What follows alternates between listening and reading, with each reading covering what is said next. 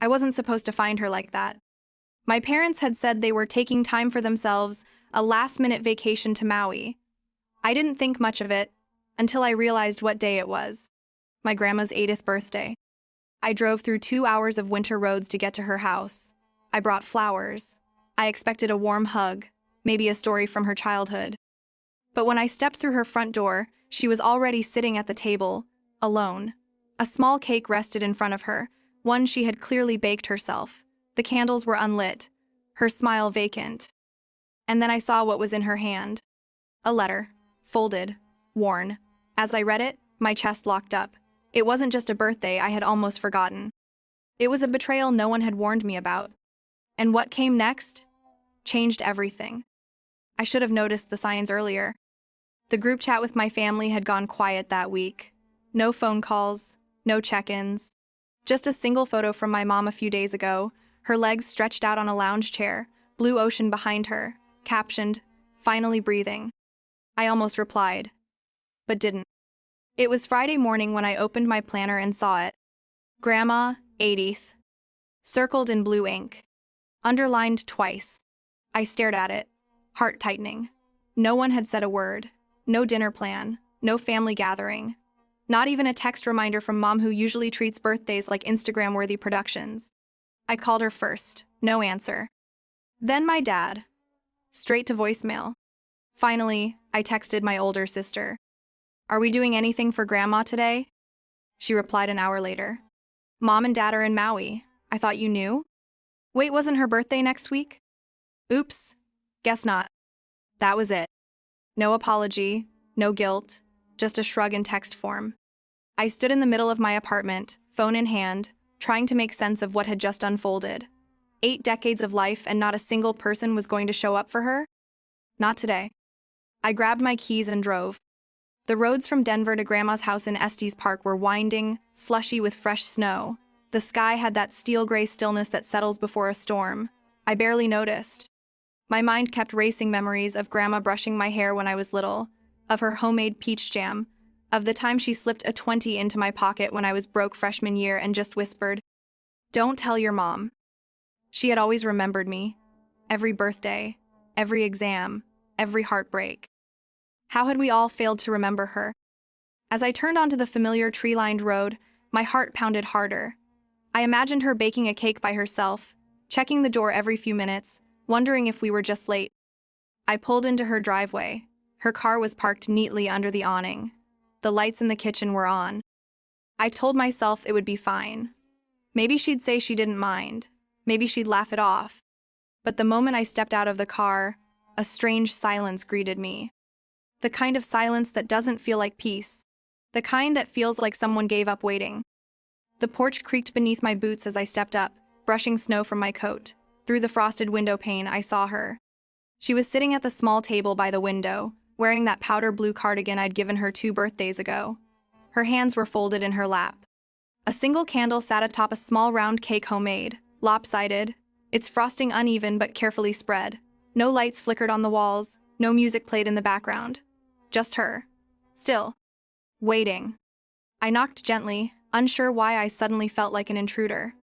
She looked up, slowly, like waking from a long daydream. Her eyes met mine, and for a split second, I thought she didn't recognize me. Then the faintest smile tugged at the corners of her lips. "Emily?" she said softly as I opened the door.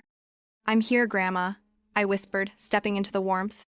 It smelled like vanilla and lemon zest, the familiar scent of her kitchen. But something was off. The air was too still. The joy that usually lit her face when I visited was dimmed, muted. "I wasn't sure anyone was coming," she said, her voice delicate, like crumpled paper. I moved toward her and hugged her gently. Her frame felt smaller than I remembered, like the wind could carry her away if it tried hard enough. "I came as soon as I realized," I said. "I'm so sorry." She patted my hand. "You're here now. That's what matters." I looked at the cake. A single slice had already been cut. The other plate sat clean, untouched, waiting for someone who didn't arrive. "You made this?" I asked. She nodded. "Didn't want to forget how. Your grandfather always said a birthday without cake isn't a real birthday." I tried to smile, but my throat tightened. Where's everyone else? She asked gently. I thought maybe your parents would stop by on their way to… Where was it? Cancun? Maui, I said quietly. She blinked. Oh. Silence settled again. That's when I noticed something in her hand. A folded piece of paper, crinkled at the edges, like it had been opened and read too many times. She clutched it without thinking, like it was just part of her now. What's that? I asked softly. She looked down at it, then back at me. Something your father gave me, she said. Said not to worry about it, just a formality. A strange feeling curled in my stomach. She slid it across the table toward me. I can't remember what it was about, she said, almost apologetically. But he said it was important. I unfolded it with shaking hands. And as my eyes scanned the lines of legal text, the truth began to flicker like a cold light bulb in the back of my mind. This wasn't just a birthday. It was a goodbye someone else had planned. I didn't mean to hold my breath, but I did. The document was only 2 pages long, just enough to not raise suspicion, but more than enough to gut me once I read it. It wasn't a birthday card. It wasn't some forgotten letter. It was a property transfer agreement, dated 2 weeks ago. Signed in faint, uneven cursive, Ruth M. Carter. Her name. Her signature. Below that, my sister's name. Rebecca S. Carter, transferee. I blinked. Reread. My hands started to sweat. I flipped to the last paragraph. This document confirms the voluntary transfer of ownership of the property located at 418 Wild Rose Lane, from Ruth M. Carter to Rebecca S. Carter, effective immediately. Voluntary? I looked up. Grandma was still gazing out the window, humming faintly under her breath, a melody I didn't recognize. Maybe one only she remembered. Grandma, I said slowly, do you remember signing this? She turned her head with a puzzled expression. Signing what, dear? I lifted the pages. This property transfer. She squinted. That? Her voice dropped to a whisper.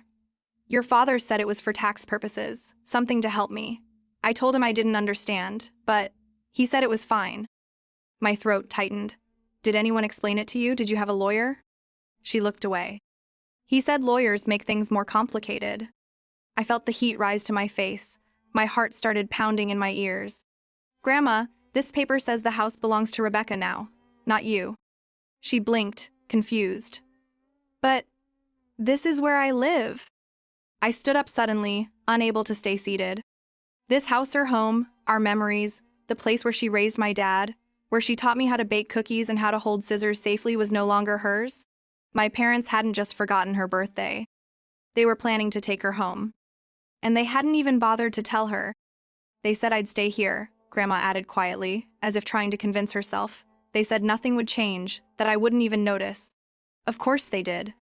That's what people say when they're doing something they know is wrong, something they can only pull off in silence. And they'd timed it perfectly, just before the vacation, just before her birthday, just far enough from questions.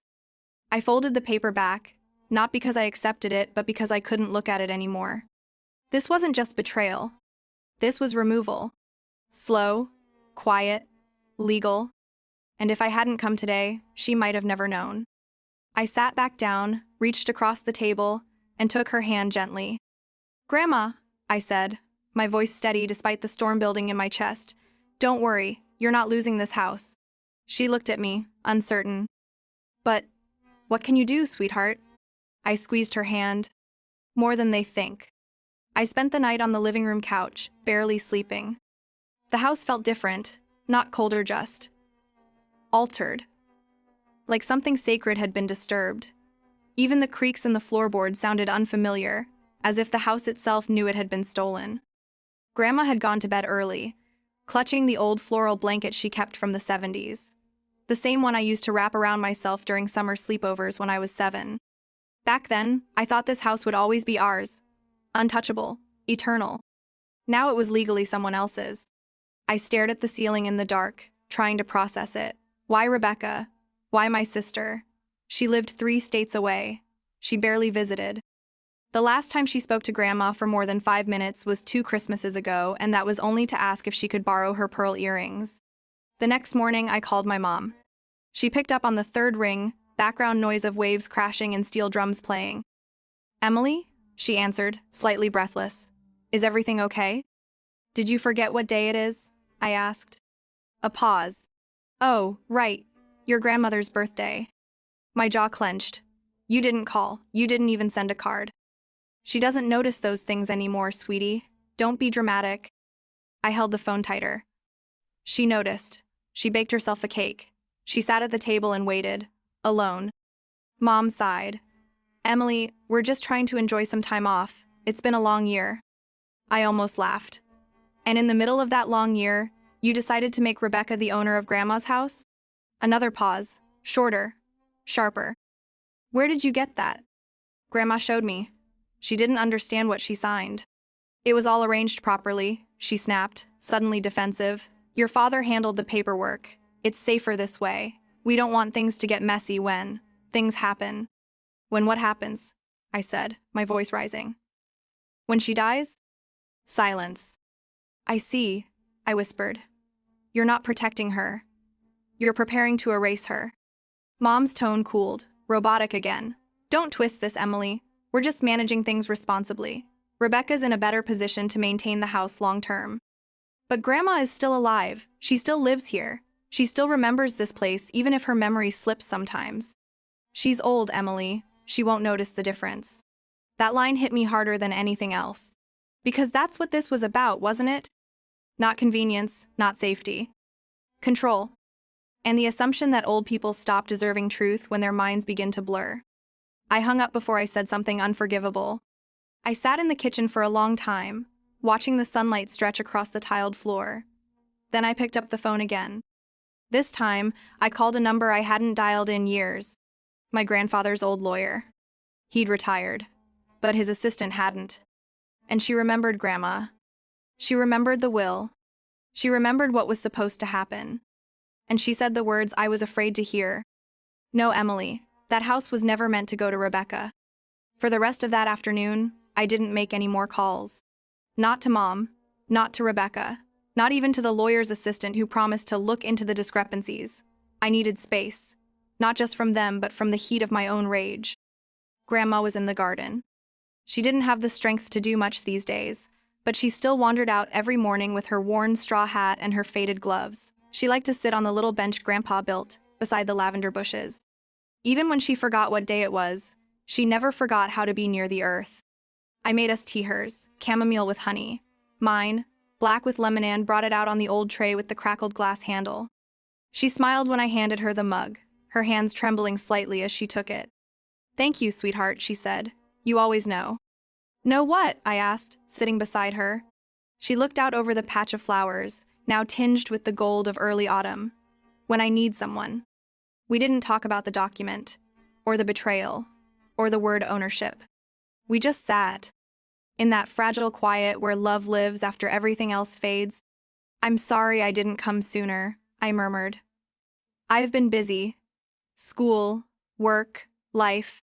She waved her hand gently. You came. That's what matters. I swallowed the lump in my throat. How are you feeling? I asked. She took a slow sip, then smiled again. I'm 80 now. That's a funny number, isn't it? Like the top of a hill or the edge of something. Her words sat in the air between us, beautiful, but a little broken. You're not at the edge, I said. Not yet. She chuckled. Maybe not, but I'm close enough to see it. Then she reached for my hand. Her fingers, though frail, still held warmth, still held meaning. You know, she said softly, your grandfather used to tell me that we're like patchwork quilts, bits and pieces stitched together, memories, places, people, some good, some painful. She looked down at our joined hands.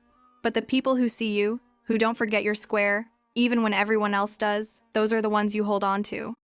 I didn't realize I was crying until she reached up and brushed a tear from my cheek. You always saw me, Grandma, I whispered, even when no one else did.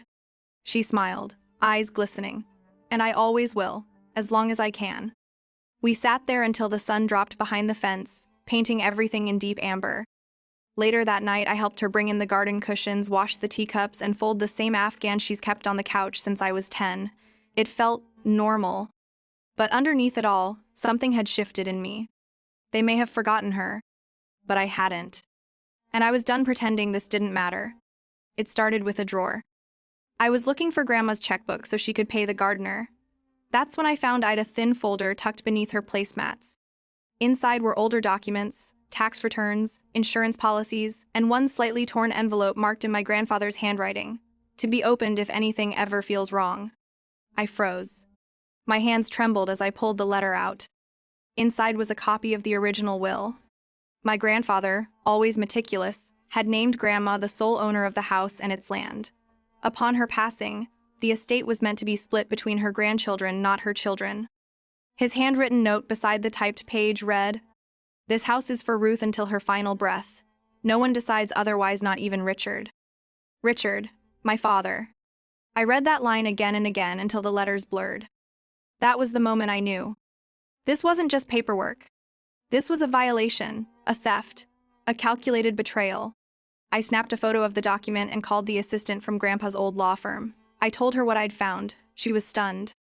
That will was supposed to be honored unless Ruth signed a revised one with full legal counsel and cognitive clearance, she said slowly. We have no record of that happening. Of course they didn't, because there wasn't one.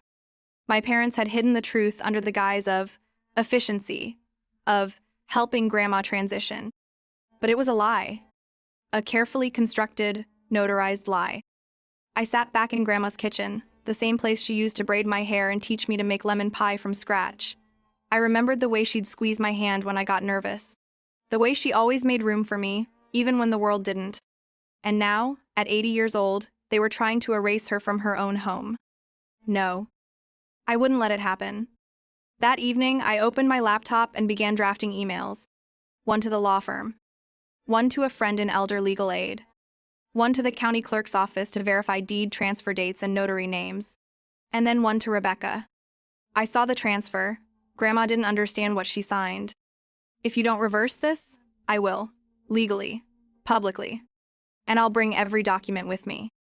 She didn't respond right away. But Mom did. 30 minutes later, my phone rang. Her voice was tight, brittle. Emily, what exactly do you think you're doing? I'm protecting Grandma, I said calmly. You're overreacting. There's no crime here. We were just planning ahead. Without telling her, without involving a lawyer, while you were on a beach sipping cocktails. She exhaled sharply. You don't understand the pressure your father's under. The finances, the estate taxes, Rebecca's job offers she was going to help manage. She doesn't even visit, I snapped. And Grandma's not dead. She still remembers the garden, the teacups, me. But you were counting on her forgetting, weren't you? Silence. Then, you're emotional.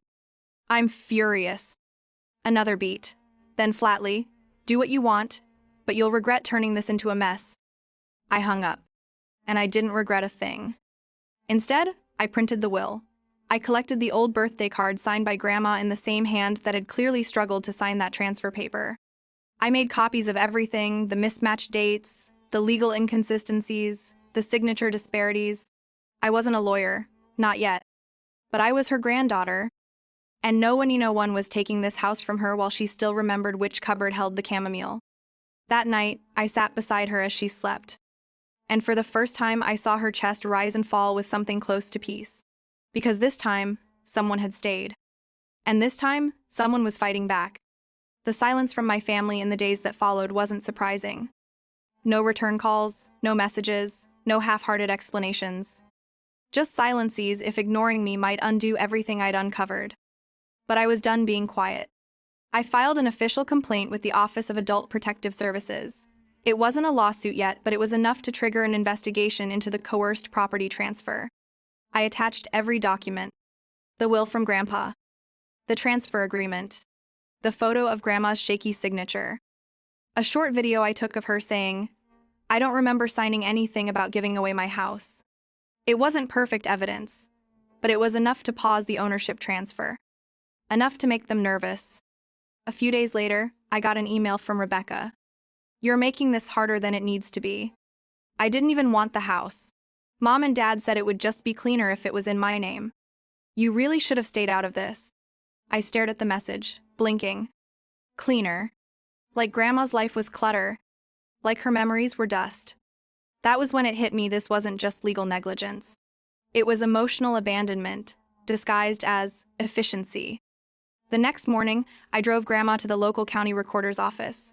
I had called ahead and explained the situation. A caseworker met us with warmth in her voice and eyes that saw Grandma for who she still was, a person, not a burden. We signed an affidavit contesting the original transfer. The clerk filed a notice of dispute. It wasn't over, but we'd bought time. In the parking lot, Grandma held my hand tightly. "Emily," she said softly, "you don't have to fight this hard for me." I looked at her.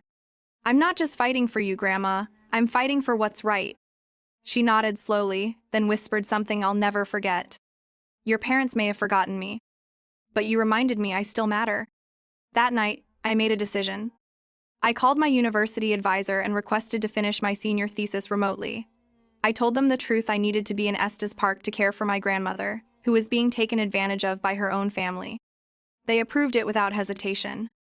"You're doing something brave," the advisor said, "and rare." I don't know if it was bravery. Maybe it was just love, finally given shape.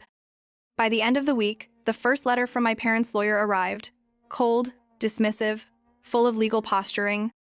But I didn't flinch, because I wasn't the scared little sister anymore. And I wasn't alone. I was standing next to a woman who once carried generations on her shoulders. Now, it was my turn to carry her. The first snowfall came early that year. Thick, soft flakes drifted past Grandma's window as she sat in her favorite armchair, wrapped in the Afghan my grandfather gave her on their 40th anniversary. She sipped her chamomile tea while humming a half-remembered tune, and I sat across from her at the dining table, a stack of legal papers beside my laptop. The house was still hers. Ours. After weeks of review, investigation, and quiet pressure from the elder legal aid group, the county clerk froze the property transfer. My parents backed down, not with apologies, of course, but with curt silence and legal withdrawal. Rebecca never showed her face again. Grandma never knew the full scope of what had nearly happened. I didn't tell her, not because she couldn't understand, but because she deserved peace more than justice. She still thought it was just a mix-up. But every night, before she fell asleep, she'd whisper, "Thank you for coming back that day, Em. I thought I'd be alone forever." I didn't come back because I was brave. I came back because I was done waiting to be seen. And because she had always seen me, even when no one else did. I stayed through the rest of the semester, finishing my thesis by the fireplace while Grandma napped nearby. We baked cookies. We watched old home videos. We stitched together the time we had left into something whole. One afternoon, as the wind howled outside, she looked at me with surprising clarity and said, "You know, you were never invisible, Emily. They just weren't looking in the right direction." But I always did. I smiled through tears. She didn't remember the paperwork. She didn't remember who owned what, but she remembered me. And that was enough. I don't know what will happen in 5 years, or 2, or tomorrow. But I do know this. Sometimes the people who abandon you share your blood. And sometimes the person who saves you is the one who bakes her own birthday cake and waits quietly by a window. We're still here. The house still stands. And love, real love, doesn't sign over and walk away. That night, I lit a single candle on a fresh cake we'd baked together. "Make a wish," I told her. She smiled. "I already got it," she said. And so did I. I didn't expect to be the one standing in the gap, but maybe God did. Through this experience, I realized something profound. God never forgets us, even when people do. My grandma was overlooked, cast aside, nearly erased. But the Lord says in Isaiah 46:4, "Even to your old age and gray hairs I am He. I will sustain you." That verse became real to me the day I saw her sitting alone with her birthday cake. We live in a world that sometimes treats the elderly as invisible, but in God's eyes, age is not a reason for dismissal. It's a crown of wisdom. Proverbs 16:31 reminds us, "Gray hair is a crown of splendor. It is attained in the way of righteousness." My grandma deserved honor not just from our family, but as a child of God. If you're older and feel forgotten, know this. You still matter, your story matters, and God is not done with you. If this story moved you, please subscribe and leave a comment below. Share how God has shown up for you, or how someone reminded you of your worth. Because sometimes, the greatest miracles begin with someone simply remembering. You are not alone. God sees you. So do I.